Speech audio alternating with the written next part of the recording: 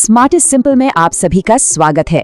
आज हम राजस्थान नगर पालिका अधिनियम 2009 की एक बहुत ही खास धारा 70 को एकदम बारीकी से समझने वाले हैं। देखिए, ये धारा सीधे सीधे नगर पालिका की शक्तियों से जुड़ी है, तो चलिए इसे डिटेल में जानते हैं। तो आज का हमारा टॉपिक है धारा 70, जिसका संबंध है भूमि के अनिवार्य अर्जन से। अंग्रेजी में इसे कहते हैं कंपल्सरी एक्विजिशन ऑफ लैंड। ये नगर पालिकाओं के लिए एक बहुत ही पावरफुल टूल है और हाँ, एग्जाम के नजरिए से तो इसका हर एक पॉइंट जानना बेहद जरूरी है। अच्छा, कभी सोचा है कि इस धारा की जरूरत ही क्यों पड़ी? जरा सोचिए, अगर नगर पालिका को कोई पब्लिक पार्क बनाना है या कोई सड़क बनानी है या स्कूल बनाना है और उसके लिए जमीन चाहिए, लेकिन उस जमीन का मालिक उसे बेचने से साफ साफ मना कर दे, तो क्या होगा?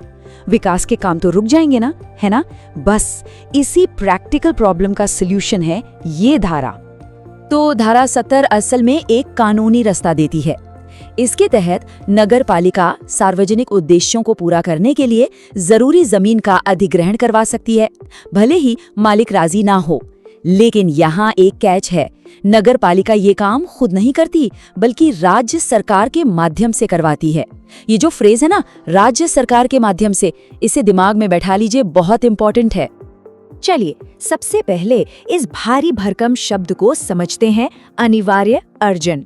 इसका सीधा सा मतलब है सरकार की वो शक्ति जिसके जरिए वो जनता के काम के लिए यानी पब्लिक यूज के लिए किसी की भी प्राइवेट प्रॉपर्टी को ले सकती है। लेकिन हाँ, यहाँ एक बहुत जरूरी शर्त है।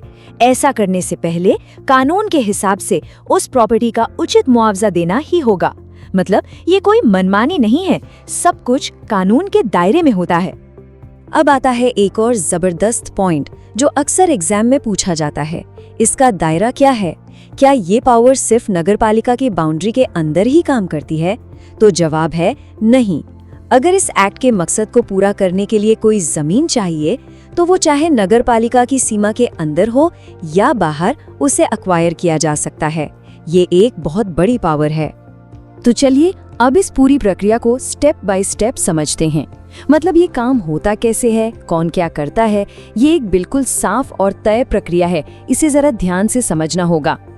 इस प्रोसेस के 3 बिल्कुल क्लियर स्टेप्स हैं। पहला, नगर पालिका खुद जाके जमीन नहीं ले सकती, वो स्टेट गवर्नमेंट से रिक्वेस्ट करेगी कि भाई हमें ये जमीन चाहिए, आप इसे एक्वायर करो।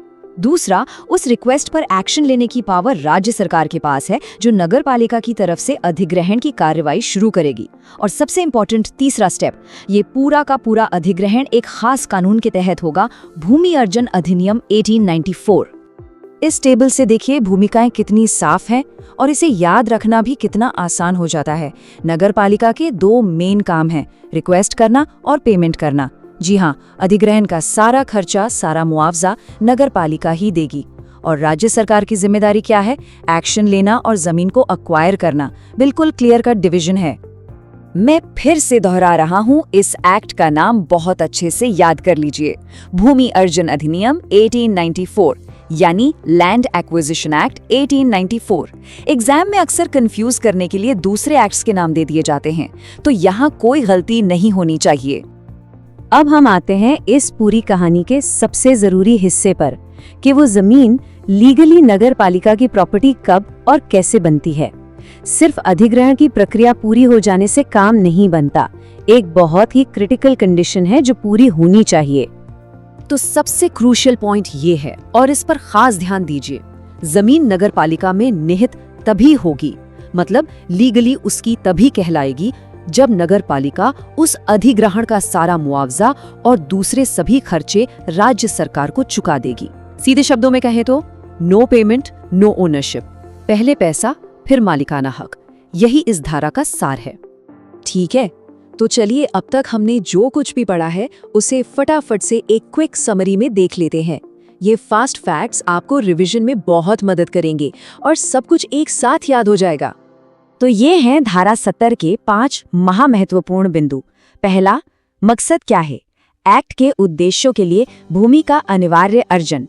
दूसरा, अधिग्रहण कौन करता है? याद रखिए, राज्य सरकार करती है नगर पालिका के कहने पर। तीसरा, कौन से कानून के तहत? भूमि अर्जन अधिनियम 1894। चौथा, इसका दायरा कहाँ तक है? जमीन नगरपालिका की सीमा के अंदर या बाहर कहीं भी हो सकती है। और 5वां, सबसे बड़ी शर्त, मालिकाना हक कब मिलेगा? जब नगरपालिका सारा पैसा राज्य सरकार को चुका देगी। बस ये 5 बिंदु इस पूरी धारा का निचोड़ हैं। तो अब जब सारे कॉन्सेप्ट्स क्लियर हो गए हैं, तो चलिए एक प्रैक्टिस क्वेश्चन से देखते हैं कि हमने कितना सीखा। सवाल है कि धारा 70 के बारे में कौन सा कथन सही है।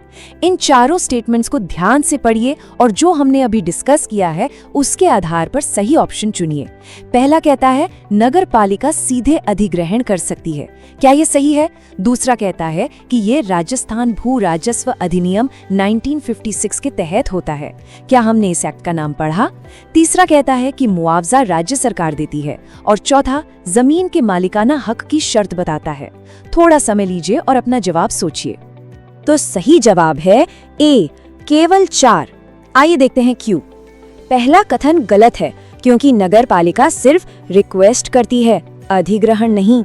दूसरा भी गलत है क्योंकि सही कानून तो भूमि अर्जन अधिनियम 1894 है। और तीसरा भी गलत है क्योंकि भाई पैसा तो नगरपालिका को ही देना पड़ता है। सिर्फ चौथा कथन ही है जो मालिकाना हक की सबसे जरूरी और सही शर्त को बता रहा है। इस एक्ट और दूसरे सभी विषयों पर अपनी पकड़ को इसी तरह मजबूत बनाने के लिए हमारे चैनल स्मार्टेस्ट सिंपलेस्ट के साथ जरूर जुड़ें। अगर ये एक्सप्लेनेशन आपको पसंद आया हो तो इसे लाइक करके हमारा हौसला बढ़ाएं, अपने दोस्तों और साथी एस्पिरेंट्स के साथ शेयर करें और रोजाना ऐसे ही अपडेट्स के लिए स्मार्टेस्ट सिंपल को सब्सक्राइब करना तो बिल्कुल न भूलें। चलिए जाते जाते आपकी मेमोरी का एक और टेस्ट लेते हैं। फटाफट बताइए, धारा 70 में बताई गई अधिग्रहण प्रक्रिया राज्य सरकार किस केंद्रीय अधिनियम के तहत करती है? अपना जवाब नीचे कमेंट्स में जरूर लिखिए। देखते हैं कितनों को सही जवाब याद है। और हाँ, अपनी तैयारी में कोई ब्रेक ना आए, इसके लिए हमारा डेली अपलोड शेड्यूल याद रखिएगा। इस एक्ट के 3 नए विश्लेषण रोज सुबह 10 बजे, दोपहर 3 बजे और रात 8 बजे, और साथ ही रोज शाम 5 बजे आपके लिए सुजसार करंट अफेयर्स।